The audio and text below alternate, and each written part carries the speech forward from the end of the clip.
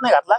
आज सकाळी रंजना नागपूरकर नावाची महिला नागपूरची माझ्याकडे आली होती। आज सकाळचा विषय सांगतो, म्हणून तू सावध होय।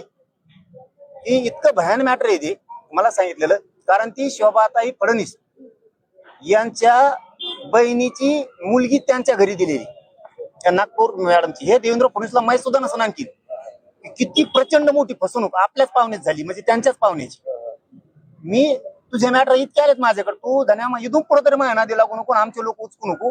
आणि आमच्या लोकाला ज्याला तू घातपाताच्या सुपाऱ्या दिल्या त्यांच्याकडे तुझी लाभार्थी टोळी पाठवायचं बंद कर। तो इतके मॅटर आले, तुला एकच सांगितलं मी, तुला हिच्यातूनच तू सावध होशील। तुला कळत असताना तर मी काय बोललो आज। रंजना प्रदीपराव नागपूरकर ही बिचारी महिला ब्राह्मणांची आज सकाळी माझ्या घरी येऊन इतकी रडत होती, तिचा नवरा सुद्धा मेलाय त्या टेन्शन पाहिजे याच्याचा।